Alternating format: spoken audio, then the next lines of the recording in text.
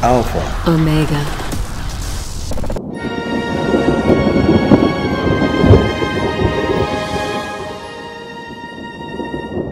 Spellwork Mastery.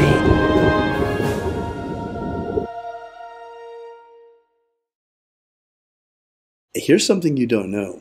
I mean, Leslie has some really interesting stories from her past.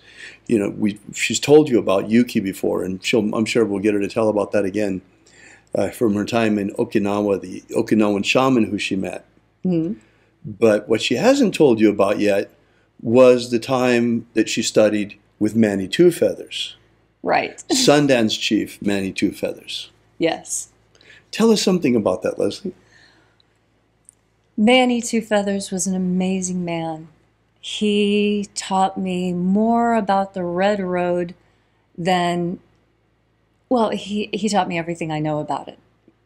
And Manny was of the opinion that, well, he was a classic liberal. He didn't think it mattered what your skin color was or what your genetics were. If you felt called to a particular faith, you should go practice it. And so he, to that end, had a tribe called Métis.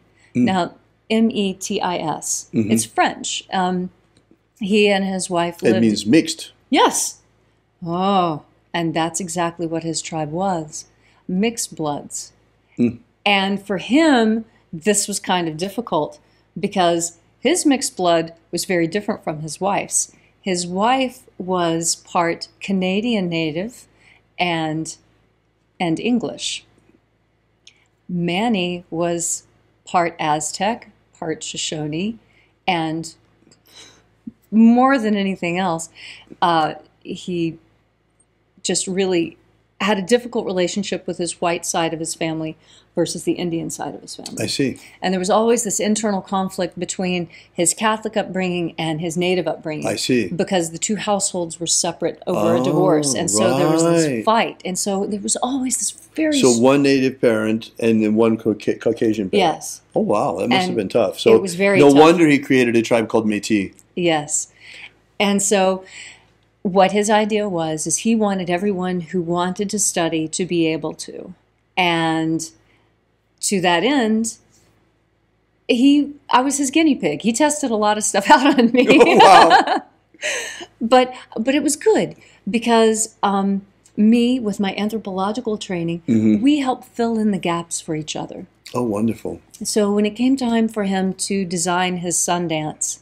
Now, this is very interesting because, you know, we're right now involved in this process of the resurrection of the ancient magic of Jesus and the recreation and the what do you call it? The revitalization? The revitalization of this ancient revival. The revival of this ancient magical system. And so in many ways, from what I understand, Manny was very much bringing about a revival of ancient traditions as well, right? Yes, he was very interested in that because he recognized that, you know, the hardest thing for people to understand is that in the 1970s, it was still a stigma to be Native American. There were a lot, you know, bands were writing songs and they were trying to make everything okay, but, you know, people still look down on Native Americans in a lot of parts of the United States. And so during the 70s, the children of the elders did not want to learn Native ways. All right. Okay? But there were all these white hippies who did want to learn. Oh, wow. So what did the elders do? They taught who wanted to learn. Wow. And so then you have all these white hippies who are actually the ones who carry the knowledge because they were the ones who were trained by the elders, not the kids. Wow. And now the kids have got heartburn over the fact that they have to go talk to this white hippie chick to learn what they should have learned from their own grandfather. Oh, wow. And this was a lot of what Manny was working on dispelling as well. He was a place where everyone could come and nobody had to feel sideways about anything because everyone was mixed. And that's what he tried to emphasize. Everyone is mixed. Even Native Americans who claim to be pure are mixed. They're mixed from the different Native American tribes. Purity is largely a goal and not an actuality. Well, here in the United States, there is the requirement to become a tribal member. I mean, in different tribes, it's very different. There's a different threshold, but it's a very low threshold, usually like 25% Native American blood or something like that. Oh, even or lower even than less. That. Right. Now, the Lone Pine Paiute Shoshone Reservation, where I was working, they didn't believe in that sort of actual genetic testing. They said, we're Indians. Right. We rely on oral tradition. If you say that your dad was Indian and was here, and okay, we'll go back through our records. We're not going to blood test you. Go back through the records and see what we find. But it was based on word of mouth. Right. And there are different opinions about that. When it comes to cultural appropriation. Now, we had that story in my family, too. Oh, of course. Well, because my family comes from Oklahoma. And Oklahoma, at the time, when the family moved from Missouri to Oklahoma, was still Indian territory. And so late Griffin, my great-great-grandfather, settled there together with the Cherokee woman. Right. At least this is the story that is told in my family. So that gives me at least as much Native American blood, and maybe even a little bit more than Elizabeth Warren has. I think we all have more than Elizabeth Warren.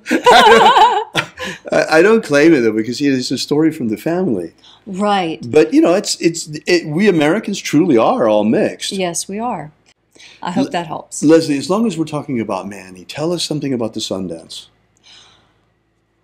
Sundance. What you can tell us. Okay. So what I can tell you about Sundance is that Manny's was very strict in some ways and very modern in others. It was strict in that his Sundance took place on summer solstice. Oh, boy. When you do Sundance... That's hot. Yeah. You begin dancing when the sun rises. You're standing out around, you're in the dance circle with the pole, and you wait for the sun to rise. And when the sun rises, then you begin dancing and whistling. And you dance and you whistle until the sun sets. Wow! No food, no water. Then you go to bed after a sweat. And then you get up and you do it again. Wow. And they actually pierce their chests, right? Yes, they do. After all this fasting and dehydration, right, Manny practiced piercing.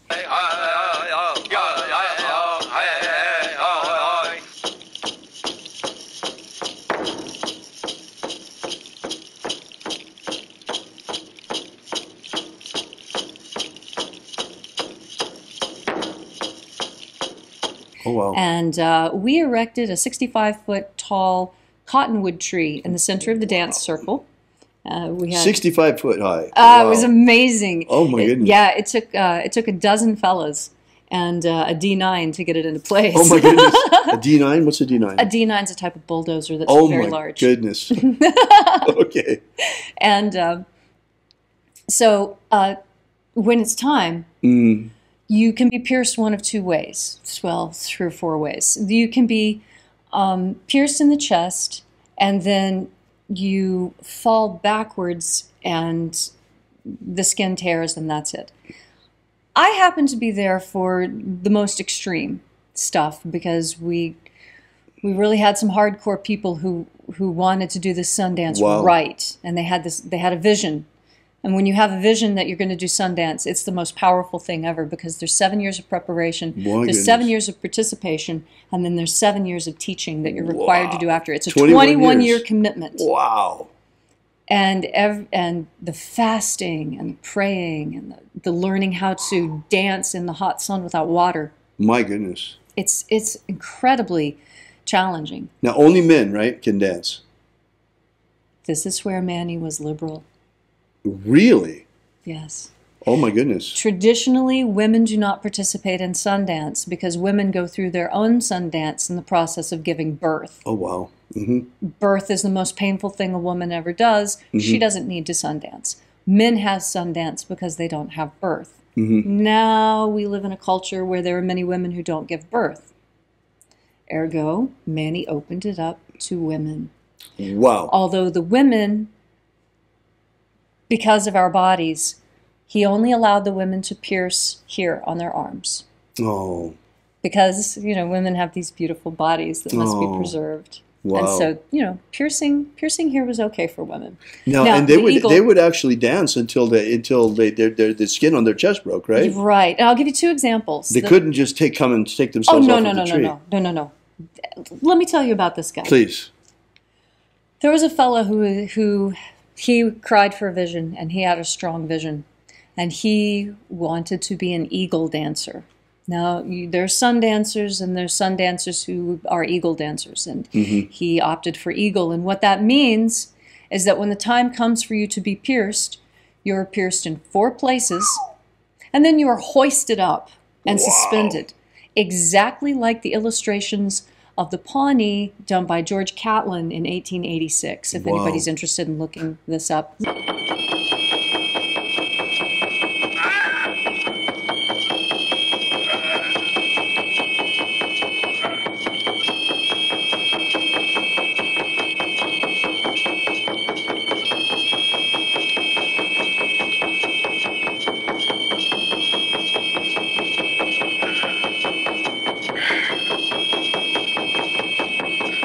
He did it the easy way.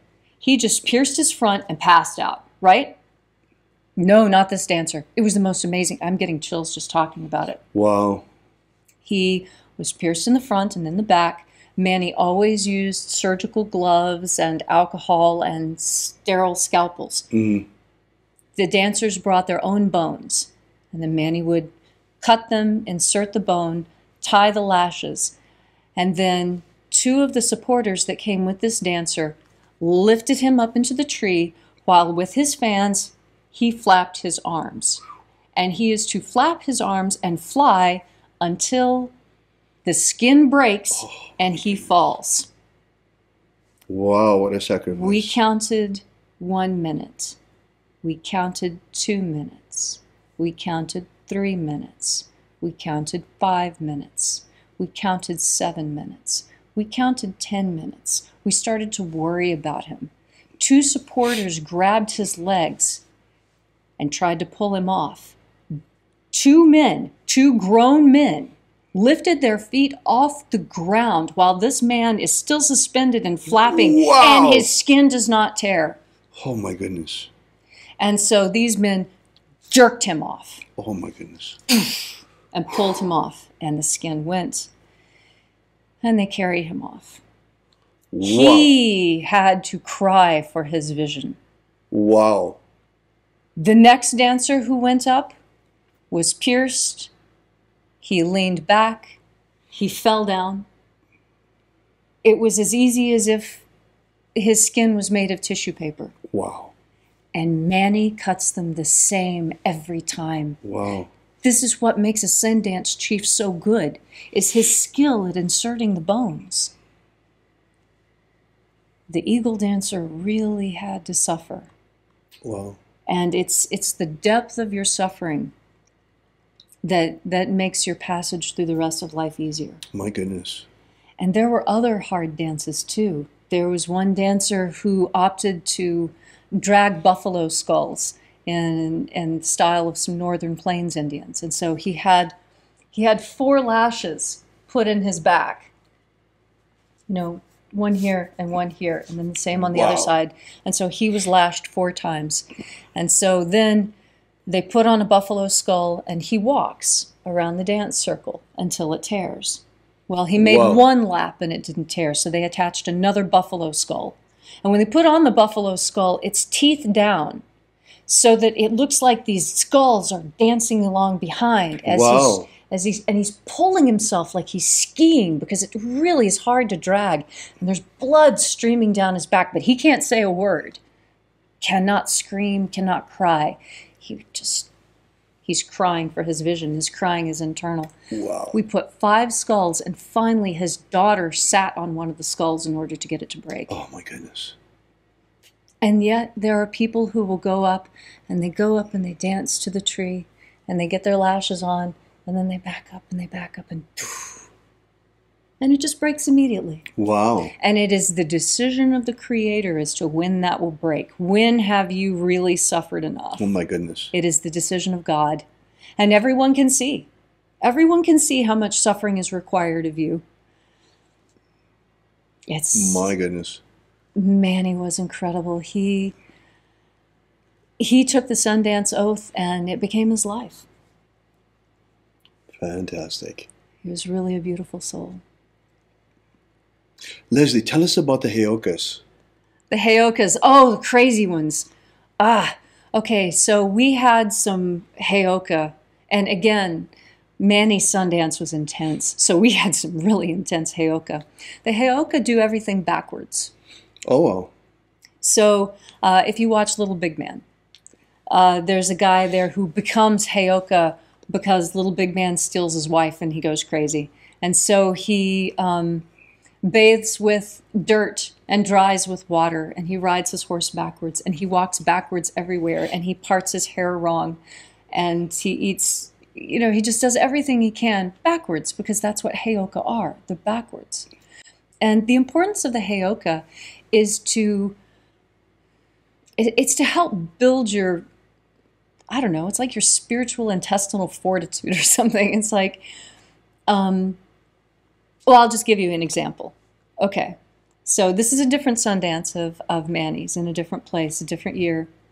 And this is just the regular part of the dancing where, we're drumming, and they're dancing. And when they're dancing, they blow these little eagle whistles that are made out of eagle bone. And it's a little shrill whistle, and it just goes while they're dancing.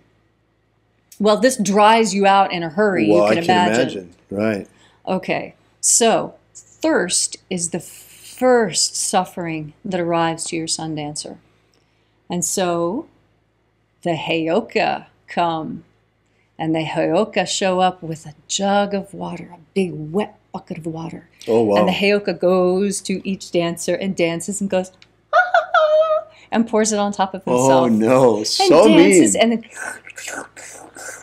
drinks it and lets the water just splash and fall all over him, and then goes, ha, ha, ha, ha, and then so runs mean. off. Oh, the Heyoka are so mean. Wow. But they represent some very important principle. And that is the principle of sticking to your guns. Because you've got the sacred clown. He's half black, half white, looks absolutely ridiculous. He's doing everything backwards. But the Heyoka has got a hard row to hoe, and nobody wants to be Heyoka. Right. Because the Heyoka, that once you choose that path, it's just like being a Sundancer. You're really on that path. And there's a lot of parts of being a Heyoka that are tough work. And pretty much the only good part about being a Heyoka is getting to be an asshole in front of everybody else. Oh, my goodness. Yeah, but yeah, the Heyoka are there to represent society at large. Oh, you're being so silly. Look at me. I'm having lots of water. You don't have to suffer. But the Sundancer knows, oh yes, because it is only through suffering that one comes to one's true realization. Wonderful. Thank you for that, Leslie. That's you're absolutely welcome. Beautiful. Now, in closing about this part, I'd like to know, I'd like to actually tell on you a little bit. Remember, Leslie, we gave you the homework assignment to do some string spells. Well. So the same red string that I used for all the other spells, I used to wrap this. And these are two types of sage. This one is Paiute sage, and this one is Shoshone sage. They're both from the same plant, but having been grown in different environments, they look completely different, even though they're actually not. And the same can be said of the people as well. The Shoshone and the Paiute are essentially from the same tribe. It's just that they have chosen different lifestyles and thus separated from each other. Now, what exactly would you use a sage bundle like this for? I know you find them in New Age bookstores, but what's the purpose of it? The purpose is for cleaning and protection. Actually, a sage bundle accomplishes about the same thing that the Kabbalistic cross and the lesser banishing ritual of the pentagram accomplish in Golden Dawn magic. Interesting. You know, I'd like to interject something into that too, and that is that the power of genius loci, the power of place, and the power of the egregore of a place have a lot to do with that too. Because I actually have worked with sage bundles a lot and with frankincense. And I've noticed that sage bundles, if you use them in Europe, they don't work well. Yeah, they're not very effective. They're not. Instead, frankincense in Europe is extremely effective. Yes. And then here in the United States, frankincense is not nearly as effective as sage bundles. Right. Go figure. It has to do with the magical egregore of the place. Now, as long as we're on sage bundles, I want to show you how to properly use a sage bundle, because a lot of people have a lot of trouble with them, find that they have trouble getting them going and keeping them going.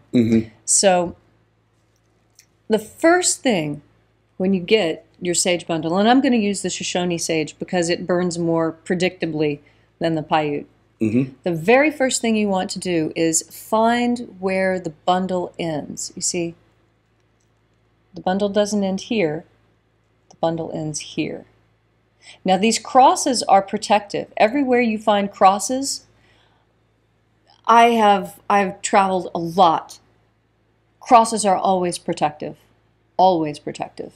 And so the red, the crosses, the sage itself, this is all of it is for protection and cleansing and purification. Fantastic. Now, when you find the end, what you want to do is you want to lift it off. Okay? And your sage bundle is going to crumble a little bit. Don't be alarmed. You know, it's a dry herb. It will do that. And see how the string starts to come off? You want to take the string off of your sage bundle before you light it. Please, please, take the string off before you light it. Cotton string smells terrible when it's burning, and it really interferes with the properties of the sage. So you don't actually have to take it all the way off. Just take it down to where it's not going to be a hassle anymore. All right. Now, how are we going to light this? Well, you don't light it like a candle, that's for sure. You want to turn it upside down like this, okay? And then you light it. Now, on the flame, I don't know how many of you remember this from science class, but a candle flame is hottest up at the very top. Right. Right? Don't put it in the flame. It's not hot in the flame. It's hot above the flame. So when you're lighting it, see how I'm not letting the flame touch it? And it's sparking up and catching on fire anyway? You don't want the flame to actually touch. You just want to get this good and hot. All right. See how the smoke is pouring? And this lights it better because heat rises, and I'm imbuing the entire bundle with the heat. Okay? Right. Now, here's the most important thing. When you're using the sage bundle, make a motion like this. Because what I'm doing is I'm forcing air into the end here. See the burning end? When you push it forward, see, watch. Oh, this is great. You can really see it. See how when I push forward, it makes it burn more brightly? Oh, yeah, absolutely. Okay? This is why you make this motion with the sage bundle. It's also a very protective motion, right? So if you're smudging walls, you go like this. And you're carving and you're pushing all of this. And that way, your sage bundle stays nice and lit and it doesn't burn out. Anytime your sage bundle looks like it's getting ready to burn out, you turn it upside down, let the heat rise up. Also, you can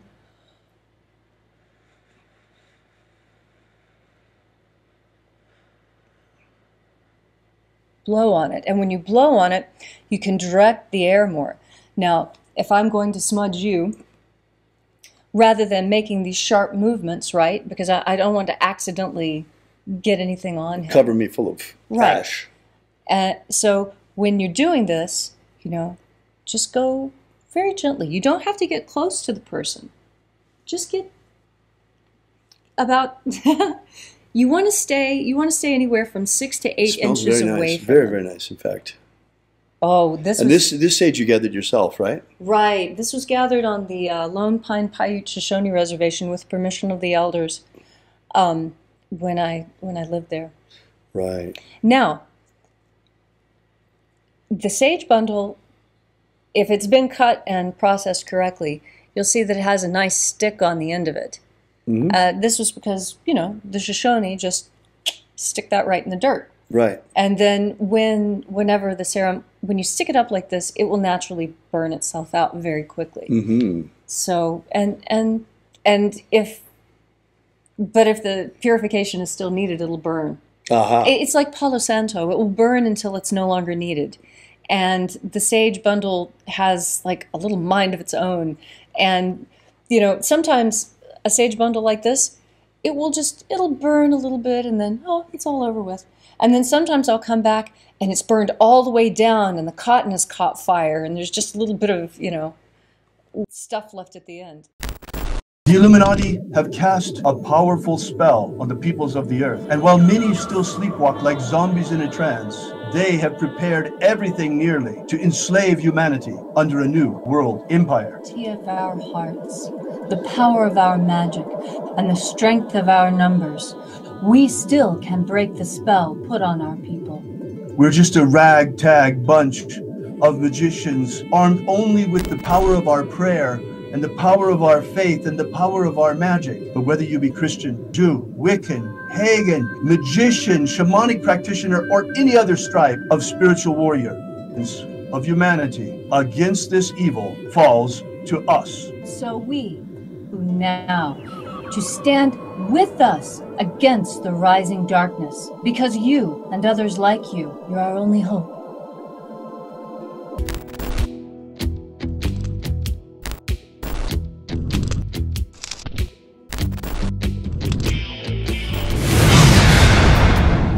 Have you ever wanted to gain real magical abilities so you can become the master of your destiny? Do you wish you could get the ancient secret key for free so you can build the life of your dreams? If you've wanted more out of life, to become all that you can be, physically, romantically, financially, spiritually, then you need to take action and get this right now. That's right, and for free, but it won't be available for much longer. So go right now to thescienceofmiracles.com and get started. Achieve the prosperous life you want for yourself. Gain ultimate life mastery.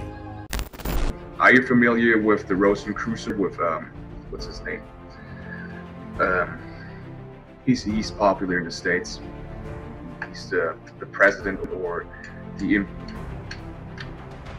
from the Golden Dawn. What's his name?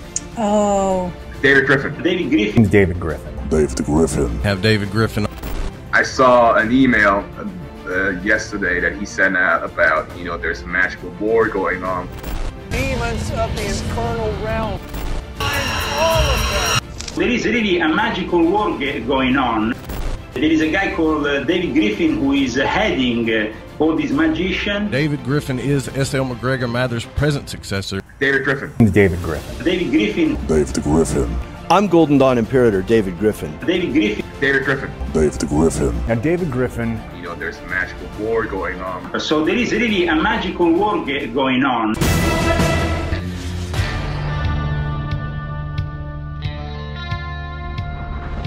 Alpha Omega.